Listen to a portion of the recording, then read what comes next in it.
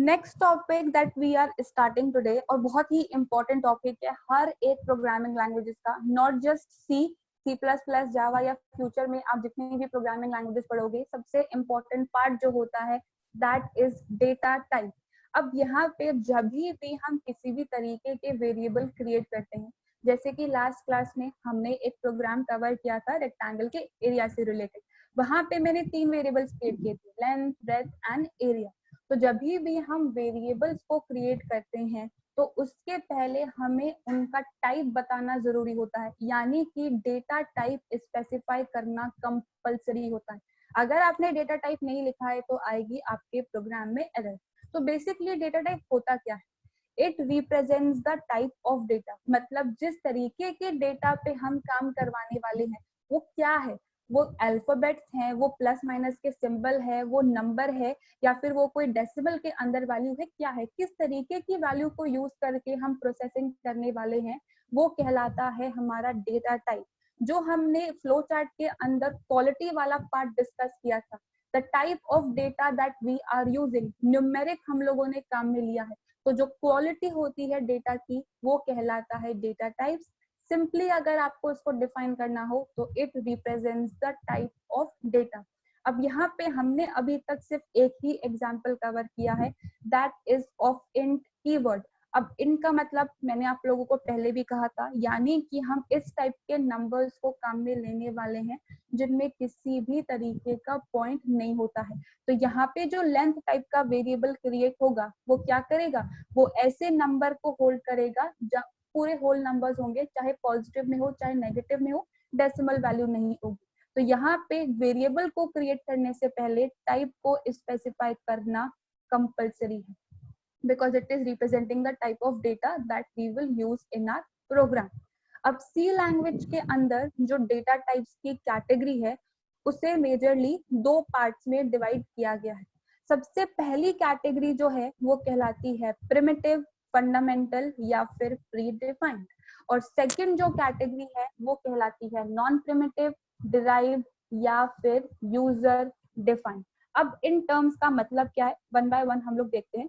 देखिए यहाँ पे सबसे पहली जो कैटेगरी है दैट इज प्रिमिटिव या फंडामेंटल या प्री डिफाइंड। इसका सिंपली मतलब इतना सा है कि सी लैंग्वेज ने हमें कुछ डेटा टाइप्स पहले से प्रोवाइड करके दी, जैसे कि मैंने यहाँ पे इंट कीवर्ड आप लोग को बताया, ये सी ने हमें ऑलरेडी प्रोवाइड किया। सिमिलरली यहाँ पे एक फ्लोट कीवर्ड होता है, लास्ट क्लास में मैंने आपको बताया था उन नंबर्स के लिए जिनमें किसी ना किसी तरीके का डेसिमल पॉइंट होता है। तो ये कुछ ऐसे डेटा टाइप्स होते हैं जो सी हमें पहले से प्रोवाइड करता है और वो कहलाते हैं प्री डिफाइंड, या फिर हम उन्हें फंडामेंटल या फिर उन्हें प्रिमिटिव डेटा टाइप्स भी कहते हैं। सिमिलरली नेक्स्ट जो कैटेगरी है that is non primitive, derived और यूजर डिफाइंड। इसका मतलब ये है कि हम अपनी रिक्वायरमेंट के अनुसार भी डेटा टाइप को क्रिएट कर सकते हैं, ठीक है। अब जो हम अपनी रिक्वायरमेंट के अकॉर्डिंग डेटा टाइप को क्रिएट करेंगे वो किन चीजों को यूज करके बना होगा, वो इस पहली कैटेगरी को यूज करके ही बना हुआ होगा। तो अभी जो कैटेगरी हम डिस्कस करने वाले हैं अब करंट सेशंस में, that is the very first category. बाकी जो सेकंड कैटेगरी है हमारी कंप्लीट टॉपिक्स हैं इन पे बेस्ड, तो वन बाय वन जैसे जैसे हम सिलेबस का पार्ट कवर करते जाएंगे वैसे वैसे आपको इस यूजर डिफाइंड का मतलब जो है वो समझ में आता जाएगा। बस आपको एक चीज ध्यान रखनी है कि फर्स्ट कैटेगरी पहले से प्रोवाइडेड है और जो सेकंड कैटेगरी है वो हम खुद क्रिएट करेंगे अपनी रिक्वायरमेंट के अकॉर्डिंग, और जो क्रिएशन होगा वो इन्हीं फर्स्ट टाइप की वैल्यूज को यूज करके ही क्रिएट किया जाएगा। तो सबसे पहली कैटेगरी है दैट इज प्रिमिटिव टाइप, यानी कि प्री डिफाइंड जो पहले से प्रोवाइड करवा दिए गए। अब इस प्रिमिटिव टाइप की कैटेगरी को भी 2 पार्ट्स के अंदर डिवाइड किया गया है। सबसे पहली जो कैटेगरी है वो कहलाती है न्यूमेरिक, यानी कि हम सारा काम नंबर्स को यूज करके करवाने वाले हैं, नंबर्स बिना पॉइंट के और नंबर्स पॉइंट के साथ में। तो जो नंबर्स विदाउट पॉइंट होते हैं, जिनमें किसी में भी पॉइंट नहीं होता है, those are known as integers, और जिनमें किसी भी तरीके का पॉइंट होता है those are known as floating point. Second जो कैटेगरी है that is non numeric. Non numeric का मतलब हम अलग अलग तरीके के अल्फाबेट्स को काम में लेने वाले हैं, कैरेक्टर्स को काम में लेने वाले हैं। ए से लेके जेड तक के जितने भी कैरेक्टर्स होते हैं प्लस माइनस सिंबल्स होते हैं, @ हैशटैग डॉलर सिंबल, जो स्पेशल सिंबल्स होते हैं, वो सारी चीजें आती हैं इस क्यार कैटेगरी के अंदर। अब वन बाय वन ये कैसे काम करता है हम एक एक कैटेगरी डिस्कस करेंगे। सबसे पहली जो कैटेगरी हम लोग डिस्कस कर रहे हैं that is of integer type. अब यहाँ पे इंटीजर का बेसिक डिस्क्रिप्शन तो मैंने आप लोगों को पहले भी बताया, a numbers without point are known as integer. और इंटीजर को रिप्रेजेंट करने के लिए हम यहाँ पे इंट कीवर्ड को काम में लेते हैं।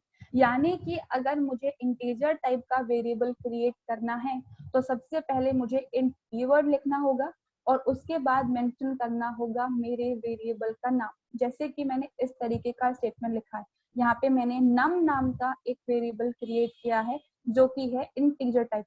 ये बिल्कुल वही स्टेटमेंट है जैसे कि हमने लास्ट क्लास में डिस्कस किया था लेंथ, ब्रेथ और एरिया के लिए। इंटीजर टाइप का एक वेरिएबल हमने क्रिएट किया। अब यहाँ पे इस इंटीजर टाइप का मतलब क्या है? इस इंटीजर टाइप का मतलब सिर्फ ये नहीं है कि हम बिना पॉइंट वाले नंबर को स्टोर करने वाले हैं, इसका मतलब और भी होता है। और मतलब क्या है, देखिए जब भी हम सिंपली कोई फाइल डाउनलोड करते हैं, नॉर्मल मैंने सपोज कोई मूवी डाउनलोड करी तो मूवी का साइज या तो एमबीज में होता है या फिर जीबीज में होता है। तो सिमिलरली हमने यहाँ पे करवाया क्या है, हमने बेसिकली उस मूवी को अपने फोन के अंदर स्टोर करवाया, तो कुछ ना कुछ मेमोरी उसने कंज्यूम की है, कुछ स्पेस कंज्यूम की है। तो सिमिलरली जब हम यहाँ पे वेरिएबल क्रिएट करते हैं तो ये वेरिएबल भी तो मेमोरी के अंदर कुछ स्पेस कंज्यूम कर रहे हैं। अब अगर मैंने यहाँ पे इंटीजर टाइप के यानी कि इंट टाइप के वेरिएबल को क्रिएट किया है तो ये हमारी मेमोरी के अंदर 2 बाइट्स की स्पेस को कंज्यूम करने का काम करता है। आज के टर्म्स में 2 बाइट्स बहुत कम स्पेस है, अब तो हमारे पास में टेराबाइट्स के अंदर स्पेसेस होती हैं। लेकिन जब हम पहले के कंप्यूटर सिस्टम्स की बात करते हैं तो वहां पे 1 MB के लिए भी इतनी बड़ी मशीन होती थी जितना हमारे पूरा घर का एक पूरा रूम होता है, इतनी बड़ी होती थी उसका मेमोरी का साइज। अभी तो यहाँ पे बहुत सारे ऑप्शंस आ गए हैं लेकिन सी जो है वो तो उसी कंसेप्ट को फॉलो करती है। तो यहाँ पे अगर आपने इंट टाइप का वेरिएबल क्रिएट किया है, it consumes 2 bytes in memory. अब यहाँ पे अगर मैं बाइट्स की बात करूं तो हर एक जो बाइट होता है वो 8 बिट्स से मिलके बना हुआ होता है। अब 8 बिट्स क्या होते हैं? बिट जो होता है वो बेसिक इंफॉर्मेशन यूनिट है जिसकी 2 वैल्यूज हो सकती है, या तो 0 या फिर 1। अब मान लीजिए कि यहाँ पे एक बाइट हमारा ये बाइट यानी कि 8 बिट्स, तो देखिए यहाँ पे मैंने ये 8 बिट्स बना दी हैं और जो सारे 8 बिट्स हैं वो 0 को रिप्रेजेंट करने का काम कर रहे हैं। तो 8 बिट से मिलके हमारा एक बाइट बना है और इस 8 बिट से मिलके हमारा ये एक बाइट बना है। तो ऑन टोटल हमारे पास में कितने बाइट्स हो गए? 2 बाइट्स हो गए। यानी कि जो इंटीजर है वो इन 2 बाइट्स की मेमोरी को कंज्यूम करेगा। या तो जीरोस होंगे यहाँ पे या फिर 1 होंगे या फिर इनका कॉम्बिनेशन भी हो सकता है। So 1 byte is equals to 8 bits and 2 bytes is equals to on total 16 bits. तो हमें यहाँ पे करना क्या होता है, हमें 2 raised to the power 16 की वैल्यू को कैलकुलेट करना होता है। अब अगर आप डायरेक्टली इसे कैलकुलेट करना चाहो तो वो भी कर सकते हो, या फिर हम क्या कर सकते हैं, इस 2 raised to power 16 को 2 पार्ट्स में डिवाइड कर सकते हैं। 2 raised to power 8 multiply by 2 raised to power 8, 2 raised to power 16 ही कहलाता है। तो 2 raised to power 8 होता है 256 और ये 2 raised to power 8 भी 256। तो अगर मैं 256 को 256 से मल्टीप्लाई करूं तो मेरे पास में जो आंसर निकल के आता है दैट इज 65,536। अब इसका मतलब क्या है? इसका मतलब ये है कि जब भी हम इंटीजर टाइप का एक वेरिएबल क्रिएट करते हैं तो वो क्या करेगा, वो मेमोरी के अंदर 2 बाइट कंज्यूम करेगा। और इसका मतलब ये है कि जब हमने वेरिएबल क्रिएट किया है तो वेरिएबल के अंदर कोई वैल्यू स्टोर होगी, 10, 20, 30, 40, 5,000, 10,000, 12,000, 15,000। अगर हमने इंटीजर टाइप का वेरिएबल बनाया है तो उसके अंदर जो मैक्सिमम वैल्यू हम स्टोर कर सकते हैं दैट इज 65,536। मिनिमम वैल्यू क्या है? 0। मैक्सिमम वैल्यू क्या है? 65,536। अब यहाँ पे ये फाइनल वैल्यू नहीं है। देखिए यहाँ पे जो इंटीजर है वो पॉजिटिव और नेगेटिव दोनों टाइप की वैल्यूज को स्टोर कर रहा है। जैसे कि मैं हमेशा से कहती हूँ नेगेटिव इंटीजर भी हो सकता है और पॉजिटिव इंटीजर भी हो सकता है। यानी कि मैं 10 को भी स्टोर करवा सकती हूँ और -10 को भी स्टोर करवा सकती हूँ।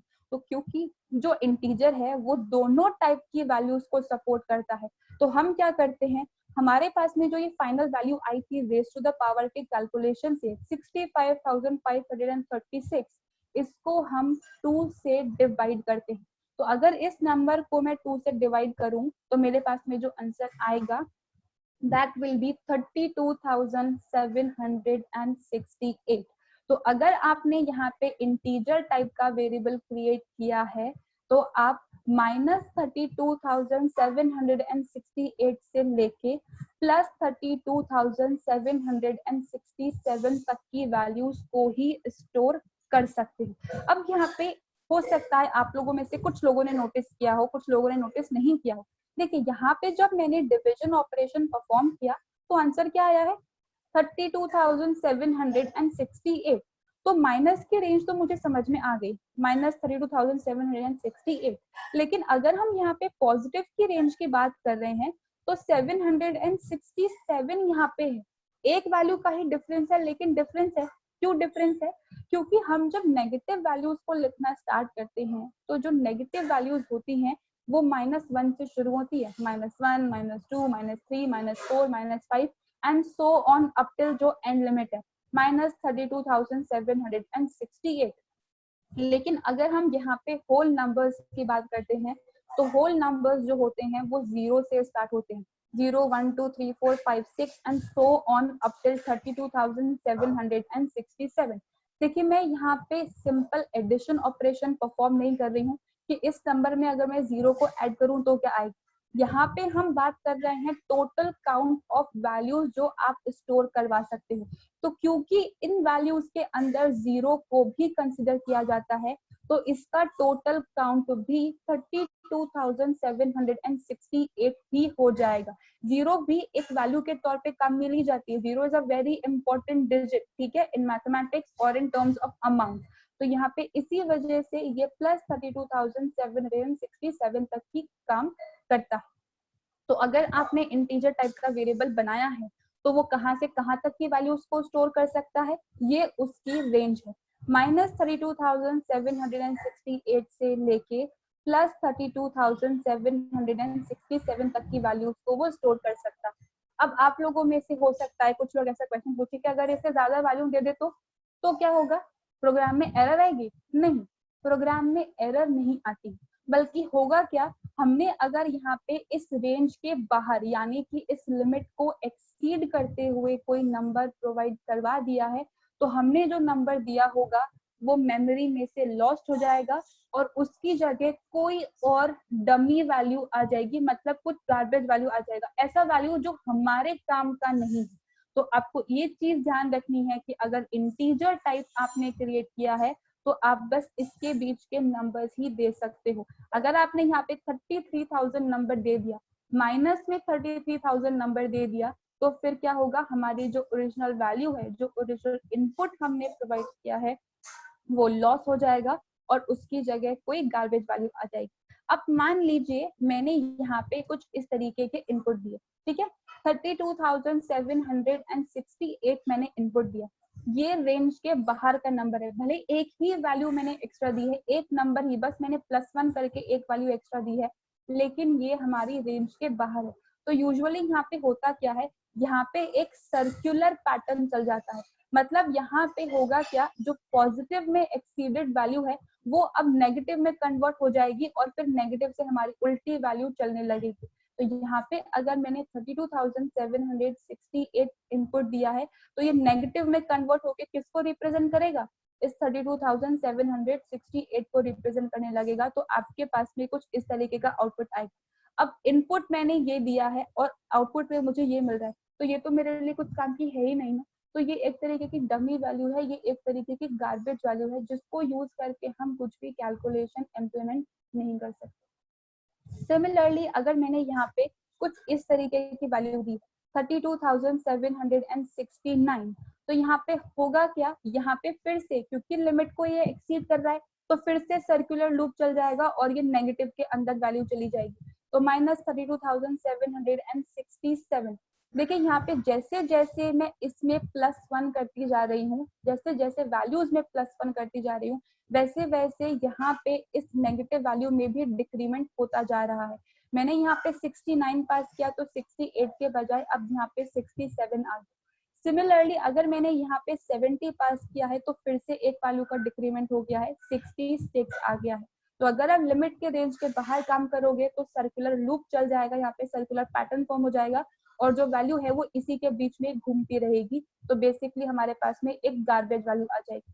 सिमिलरली अगर मैं यहाँ पे नेगेटिव रेंज को एक्सीड करके कोई नंबर दे दूं तो अब देखना यहाँ पे क्या हुआ है, नेगेटिव रेंज हमारी यहाँ पे खत्म हो रही है 768 पे। अब मैंने इनपुट दिया मान लीजिए 769, तो यहाँ पे होगा क्या, सर्कुलर लूप चल जाएगा। अब ये वैल्यू उल्टी घूमने लग जाएगी, यानी कि पॉजिटिव डायरेक्शन के अंदर चली जाएगी और हमारे पास में आउटपुट आ जाएगा 32,767। सिमिलरली इंक्रीमेंट करके मैंने एक और इनपुट दे दिया, ये मैंने 770 यहाँ पे इनपुट दे दिया, रेंज के बाहर है ये नंबर, तो फिर से पॉजिटिव की तरफ ये घूम गया और हमारे पास में ये आउटपुट आ गया। तो रेंज के बाहर अगर नंबर होगा तो ये सर्कुलर जो वैल्यूज हैं आपस में ही घूमती रहेंगी।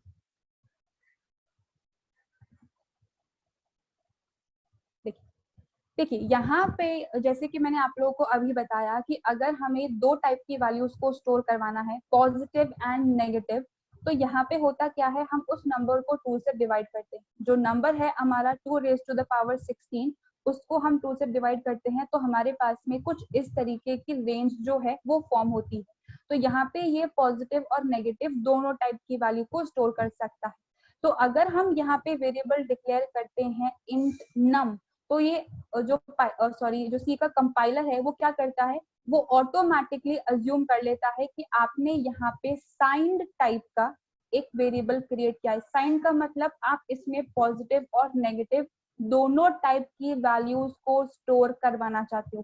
साइंड और अनसाइंड जो टर्म है ये बेसिकली हमारे पास में रेंज मॉडिफायर्स है, ये डेटा टाइप नहीं होते हैं। अगर हमें यहाँ पे नंबर की रेंज को इंक्रीज करना है, जैसे कि यहाँ पे मेरे पास मैक्सिमम लिमिट है 32,767, अगर मुझे यहाँ पे सपोज किसी की सैलरी स्टोर करवानी हो तो सैलरी तो 40,000 भी हो सकती है, 50,000 भी हो सकती है, 1 लाख भी हो सकती है, ठीक है, बहुत सारे पैकेजेस होते हैं सैलरीज के। तो यहाँ पे इंटीजर टाइप के वेरिएबल को यूज करके हम उन सैलरीज को स्टोर नहीं करवा पाएंगे क्योंकि इसकी रेंज बहुत कम है।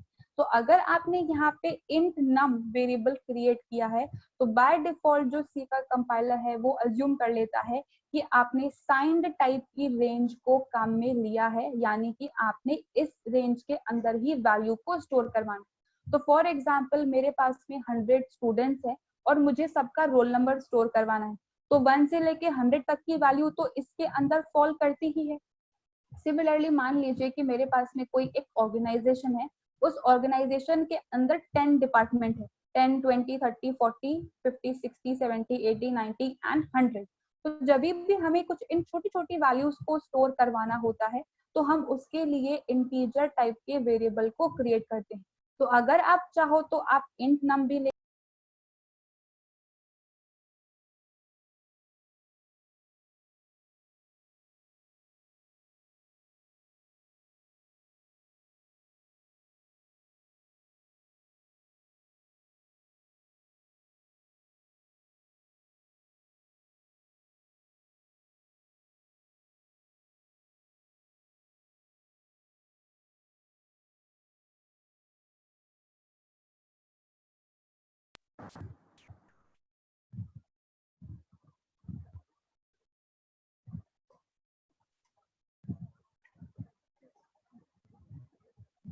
Sorry for the disturbance everyone.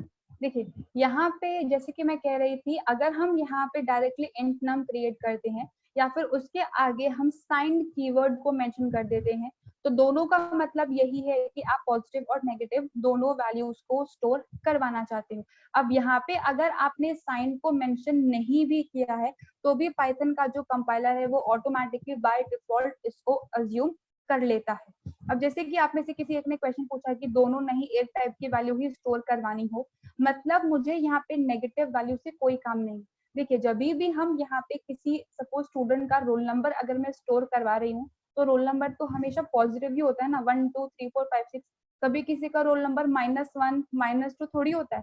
Salary भी अगर किसी की है, इवन क्लर्क लेवल पे अगर कोई एम्प्लॉय है, सैलरी उसकी 10,000 होगी, -5,000 -10,000 तो कभी सैलरी होती नहीं है। तो उस केस में क्या करना है, अगर हमें सिर्फ पॉजिटिव वैल्यूज को स्टोर करवाना है तो उसके लिए हम काम में लेते हैं अनसाइंड कीवर्ड। अब यहाँ पे इंटीजर जो है वो एक्चुअली में क्या कर रहा है, इतनी वैल्यू को स्टोर कर सकता है 2⁻16, यानी कि वो इतनी वैल्यूज को ऑन टोटल स्टोर कर सकता है, ठीक है। लेकिन यहाँ पे 0 को भी एज अ वैल्यू कंसिडर किया जाता है। तो अगर आपने यहाँ पे अनसाइंड कीवर्ड को यूज करके कोई वेरिएबल क्रिएट किया है तो यहाँ पे 0 से लेके 65,535 तक की वैल्यूज को आप स्टोर करवा सकते हो। अगर आपने यहाँ पे 70,000 स्टोर करवाया तो वो गलत है, क्योंकि यहाँ पे वो रेंज के बाहर हो जाएगा। माइनस में अगर आपने कोई वैल्यू दी तो वो भी गलत हो जाएगा क्योंकि वो रेंज के बाहर है। तो अगर हमें पॉजिटिव नेगेटिव दोनों स्टोर करवाना है तो हम साइंड टाइप का वेरिएबल क्रिएट करते हैं। सिर्फ पॉजिटिव वैल्यू अगर हमें काम में लेनी है तो हम उसे अनसाइंड टाइप का क्रिएट करते हैं। तो यहाँ पे इंटीजर के अंदर जो पहली कैटेगरी है इंट, उसे क्रिएट करने के लिए हम साइंड और अनसाइंड दोनों टर्म्स को काम में ले सकते हैं।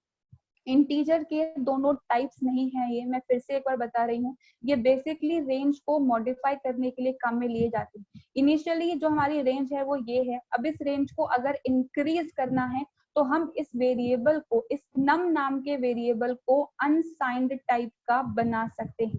तो हमारी जो रेंज है वो इंक्रीज हो गई, 32,000 नहीं बल्कि अब हम 65,000 तक की वैल्यूज को स्टोर कर सकते हैं।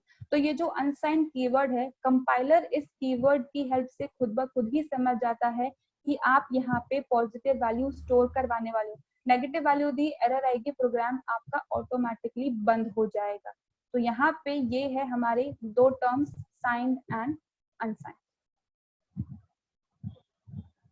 अब यहाँ पे जैसे कि मैंने आप लोगों को कहा कि हम यहाँ पे वेरिएबल क्रिएट कर रहे हैं, दोनों टाइप्स के वेरिएबल्स कब क्रिएट करने हैं, कैसे क्रिएट करने हैं, इसका सिंटेक्स मैंने आप लोगों को बता दिया। कब हमें इन्हें क्रिएट करेंगे, रिक्वायरमेंट के अकॉर्डिंग।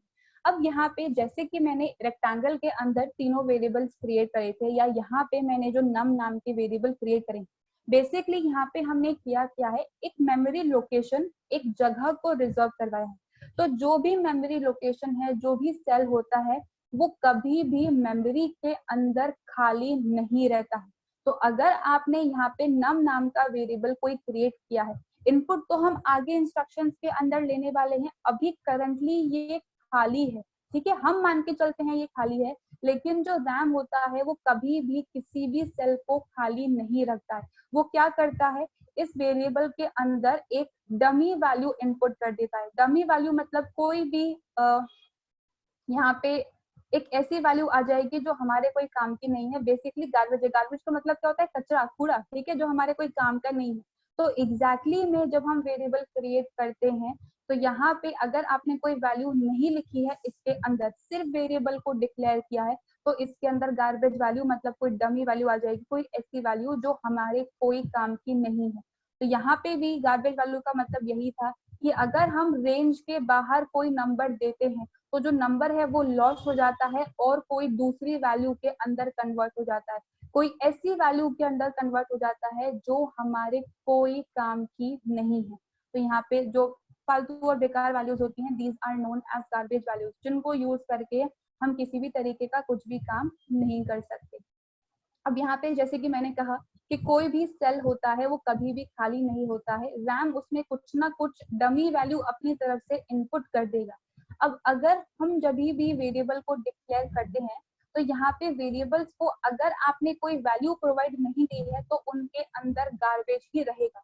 अगर आपको गार्बेज को हटाना है, यानी कि उस डमी वैल्यू को वेरिएबल में से हटाना है, तो हम क्या करते हैं, हम उस वेरिएबल के अंदर एक नई वैल्यू स्टोर करवाते हैं। तो अब हमारे पास में तीन टर्म्स आ रहे हैं, डिक्लेरेशन, असाइनमेंट एंड इनिशियलाइजेशन। किसी भी वेरिएबल को क्रिएट करने का जो कंसेप्ट होता है वो कहलाता है डिक्लेरेशन, या फिर वेरिएबल डिक्लेरेशन भी आप इसे कह सकते हो। हमें करना क्या है, सबसे पहले यहाँ पे हमें डेटा टाइप लिखना है, जिस भी टाइप का वेरिएबल हम क्रिएट करना चाहते हैं। यहाँ पे मैं int टाइप का वेरिएबल क्रिएट कर रही हूँ। बाय डिफॉल्ट ये साइन अज्यूम होगा, यानी कि पॉजिटिव नेगेटिव दोनों वैल्यू हम किसके अंदर स्टोर कर सकते हैं, इस नम नाम के वेरिएबल के अंदर स्टोर कर सकते हैं। अब ये डिक्लेरेशन है, अभी इसके अंदर कुछ भी हमने असाइन नहीं करवाया, ना ही हमने इनपुट लिया है। तो यहाँ पे होगा क्या, जो रैम है वो इसके अंदर एक डमी वैल्यू इनपुट कर देगा अपनी मर्जी से कुछ भी, ठीक है। उसके बाद यहाँ पे नेक्स्ट स्टेटमेंट के अंदर मैंने लिखा num इक्वल्स टू 10।